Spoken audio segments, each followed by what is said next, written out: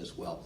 Now, I don't have the honor of introducing Senator Paul this evening, but I have the almost as great honor of introducing the man who's going to introduce Senator Paul this evening. And so I want to talk to you just for a minute about my friend, our friend, Tony Kirk, who has been one of the people who has made these changes happen. You know, there is a unique credibility that goes along with the credential of being a law enforcement officer, and notwithstanding some of the unpleasant incidents that have happened over the past couple of years, there are good, honorable, and heroic law enforcement officers like Tony Kirk who uphold the very highest and best traditions of that honorable profession. He has been a courageous advocate and a very effective advocate and a very generous advocate for marijuana law reform, traveling to Alaska, helping to pass that important state repeal of prohibition up there, and traveling all over the state of Missouri with NORML and with Show Me Cannabis, attending town hall meetings and speaking out in a very forceful and effective manner on behalf of reform. Please welcome our friend Tony Kirk.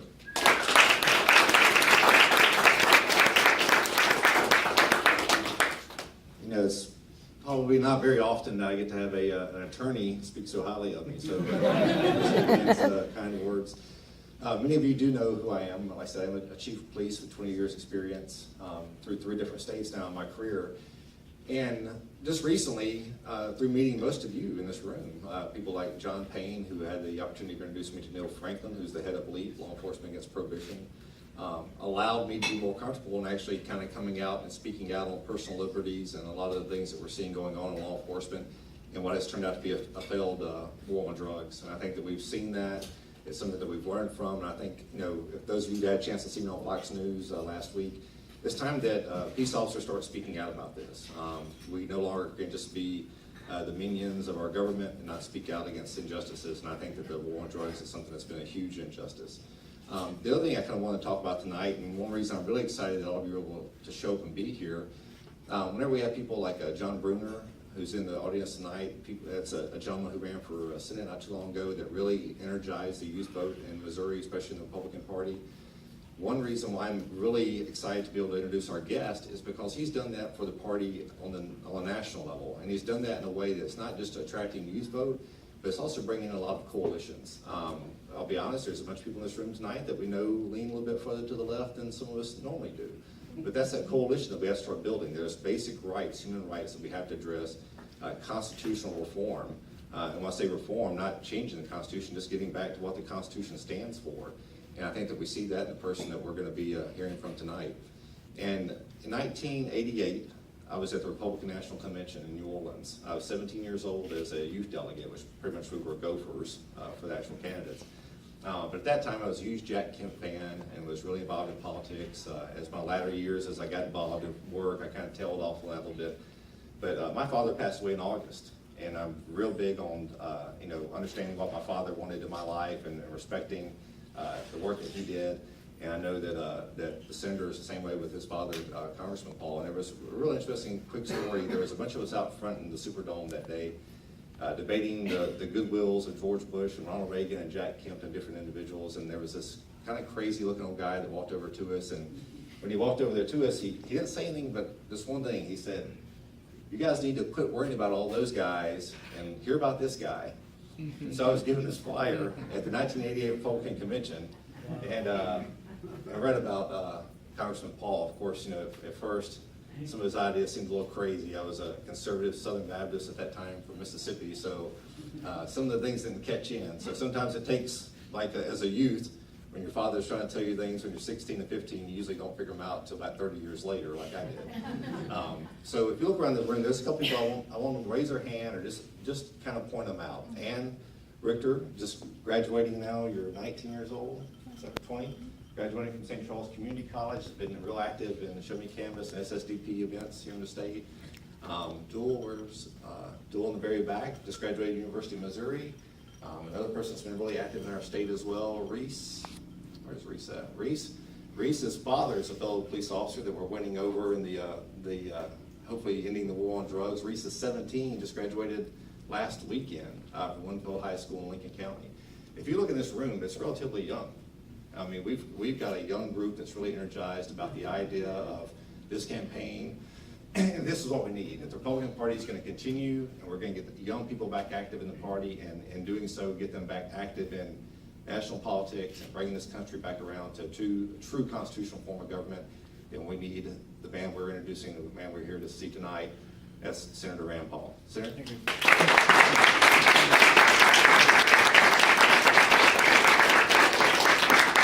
Thanks, Tony. Thanks for coming out. As some of you may imagine, I go to a lot of functions, sometimes 5, 10 functions in a day, but I go to a lot of barbecues back home. So I'm at a barbecue not too long ago, and the guy in front of me has got 2 plates. He's loaded them completely full, and I was like, you know what? You're not going to live very long eating like that. And he said, well, my granddad lived to be 105. And I said, well, I'll bet you didn't live to be 105 eating like that. He said, no. He lived to be 105 by minding his own damn business. The moral of the story is there's a lot of us that would like government just to mind their own business. And I call it the Leave Me Alone Coalition. There's a famous court case, Olmstead, where Brandeis has a dissent, and in the dissent he says, the right to be left alone is the most cherished of rights. And I think a lot of people like that. We don't have to agree on everything we want to do. We don't have to agree on everything that everybody else wants to do. We just need the government, for the most part, to leave us alone unless we're hurting somebody else. I also think that there is a new coalition that's forming, and it's a new coalition that can win elections, and can win elections where Republicans have never won elections or haven't won in 30 some odd years. There's 18 states we haven't won in 30 years. Most of these states have big cities and large African American populations, and we have not tried, we have not showed up. But guess what? The other side's not showing up either, because the Democrats think that these cities are ours and everybody in the big city is going to vote for us, so the Democrats aren't showing up.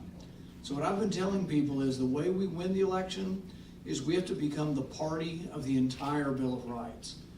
Republicans are great on the Second Amendment. I defend the Second Amendment. In fact, I tell you, if you don't believe me, come into my house unannounced and you'll find out about it. But the thing is, so do almost every Republican. That's good. We're winning on that issue. But we need to defend the rest of the Bill of Rights. The Fourth Amendment, you've got to defend if you really want to defend the Second Amendment. The government can't come in your house without permission. While we trust and honor most of our policemen, still the policemen, if they want to come in even a bad person's house, they stop on the curb, they call the judge, and they get a warrant. And you know what? Warrants are almost always given. But the thing is that it's one step. And what it did, and what's important about it is that you prevent bias from occurring.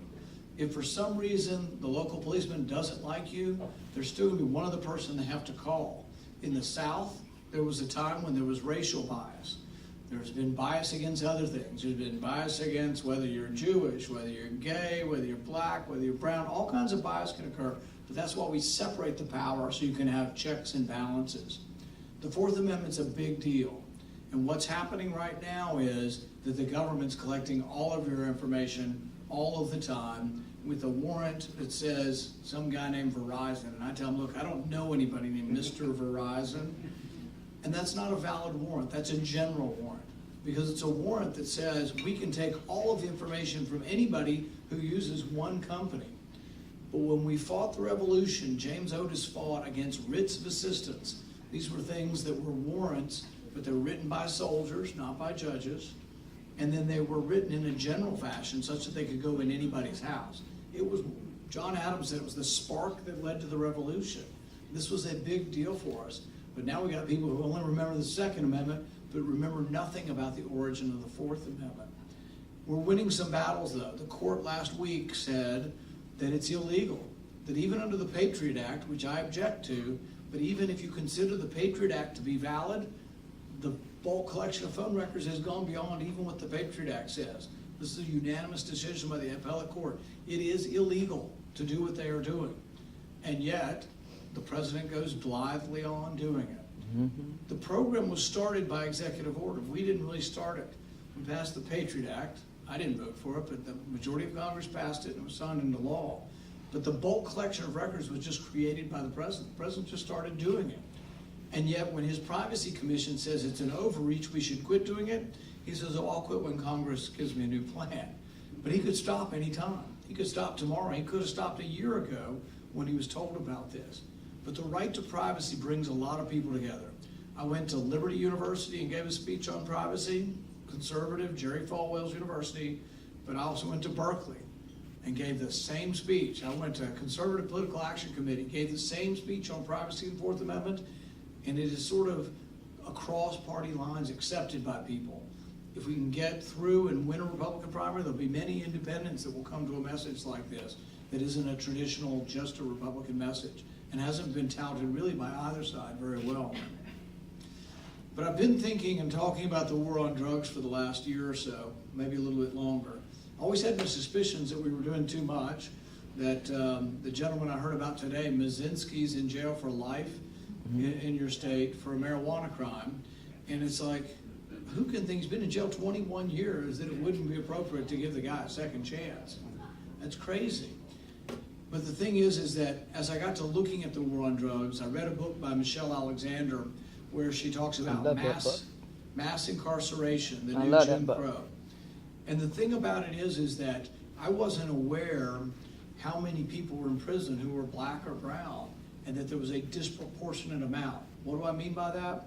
If you do a survey and you ask how many kids are doing drugs, let's say 15 to 25, it's about the same, white or black. But the black population is like 10% of the population. How did they get to be 75 or 80% of the population in jail for drugs? Hispanic, same way. Some say, oh, it's just bias and racism. There's probably some of that, but I think more than that, it's that poverty, there's a higher percentage of African Americans, live closer together and there's more crime. So when the police go on patrol, they're more likely not to be in the suburbs because there's just not as much crime and people live farther apart. But time after time, if you keep going to the same poor community where there's crime, people are smoking pot. They're smoking pot in other places too, but you just happen to keep rounding up the same poor people. And so we have whole communities decimated. I think in Ferguson they said there are, for every 100 black women, there are 60 black men. And if we're the Republican Party that says we're the family values party, that means you want dads around.